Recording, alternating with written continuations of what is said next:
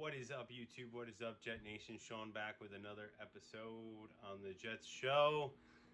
And I feel like I'm going back to deja vu from week one. Everything seems like it just did not go right today in this game. There's so many things to talk about. But before we get into that, if you guys haven't done so already, hit that subscribe button, notification bell so you can get updated when my next video drops. Let me know what you guys think of the Jets' performance and the team. The team going forward. What you think about next week's game, and if you're happy with Zach Wilson's coming back now. But let's get into the content of the show, and I'm gonna review the game. So nobody really stood off the field and played extremely well. Um, you know, Brees Hall looked good. You know, some of the players on defense look good. Quentin Williams got in a fight with coaches on the sideline. JFM, Corey Davis, both veterans on the team, making huge mistakes, penalties. You can't be doing that against teams with a winning pedigree like Cincinnati. I think I think I'm a little disappointed with the fact that, if we went out there and performed well and lost the game, okay, but I feel like the coaching staff did not prepare for this game. I don't know what the schemes were, both offensive and defensive side of the ball. Let's start on the defense. I got mixed feelings about this. Obviously, Cincinnati has a lot of weapons, so holding them to 27 points, really doing a great job in the second half. Great against the run. That is a win. That's a good thing.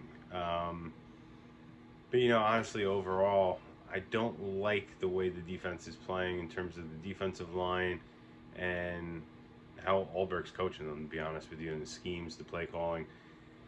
I think we give them another 2 weeks, say. 2 weeks with Zach Wilson, revitalized offense, have your full offensive arsenal out there with the exception of the tackle position, and let's see what the offense brings to the table, and maybe that helps the defense a little bit more. And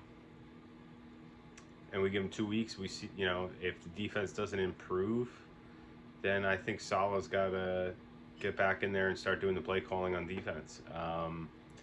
Something's got to give here.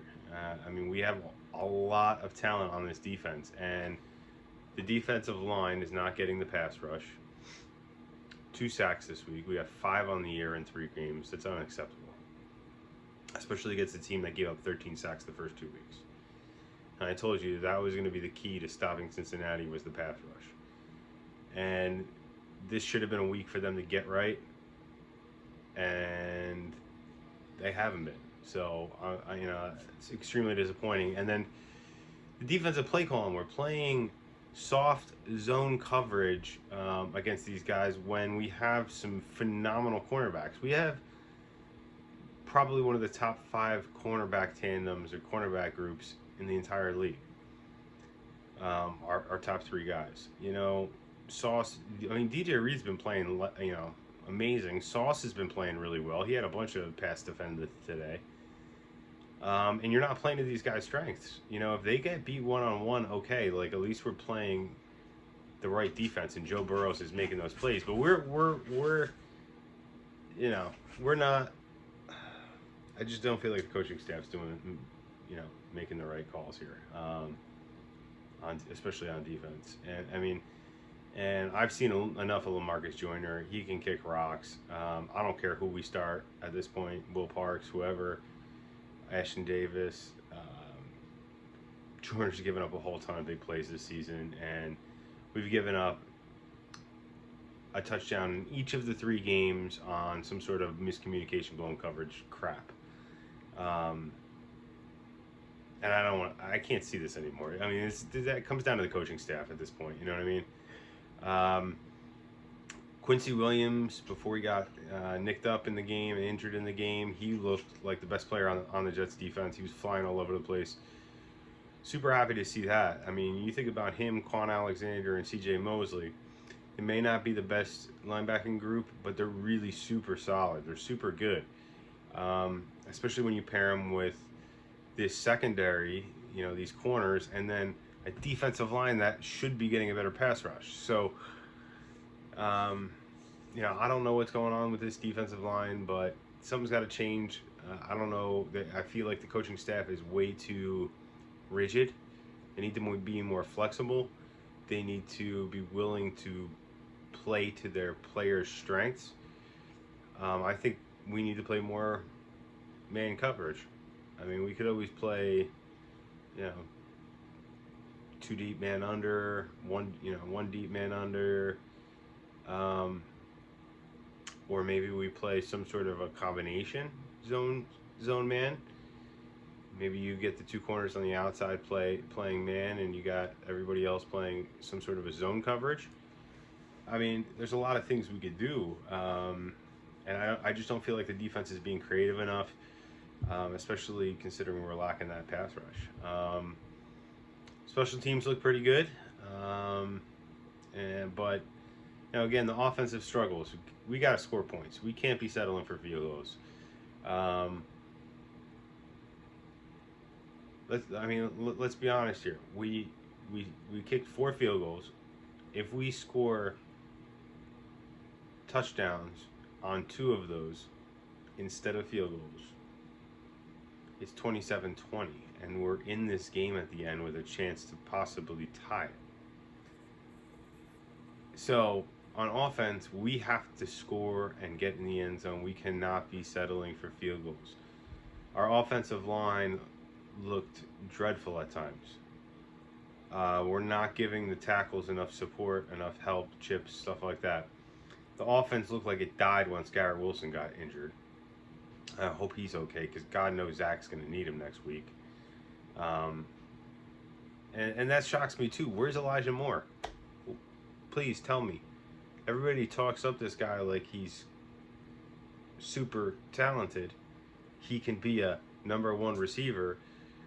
Okay, I have yet to figure out whether it's him or the coaching staff. I mean, I did see a lot of plays this season so far where Moore was wide open and Flacco didn't throw the ball to him for whatever reason, went somewhere else with the ball. I don't know if that's, just Flacco going through his reads and he never got to Moore.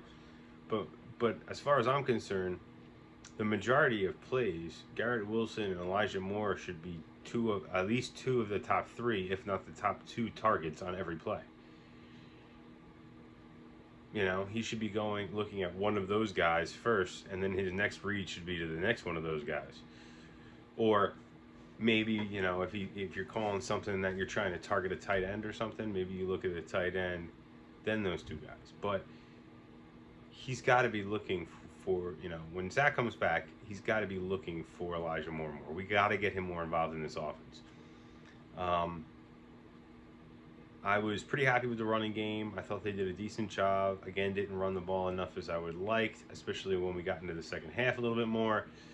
I do think we need to change up our play calling on offense a little bit when it comes to running on first down, passing on. It's getting a little too predictable, just like the defense play calling is getting way too predictable.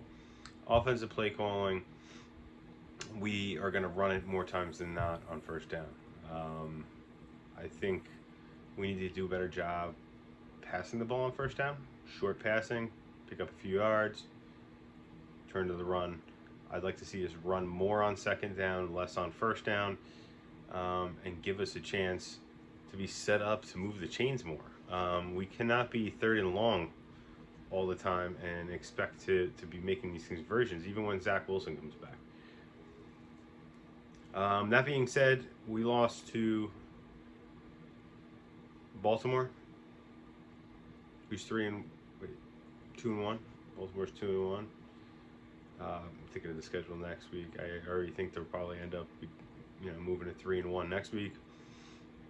We lost to a Cincinnati team, although they're 1-2. They are the defending AFC champions with tons of talent all over the roster. That was basically a must-win game for them. And, you know, we beat them last year, obviously, with a team that was probably significantly worse than we are this year. So, all is not lost at this point, obviously, guys. It's a long season. We do have a bunch of tough games coming up. But we do get Pittsburgh next week. We get Zach Wilson back next week. He's cleared to play next week as the starter. And I think the Jets will play him, especially after Flacco's performance today. There's no question about it.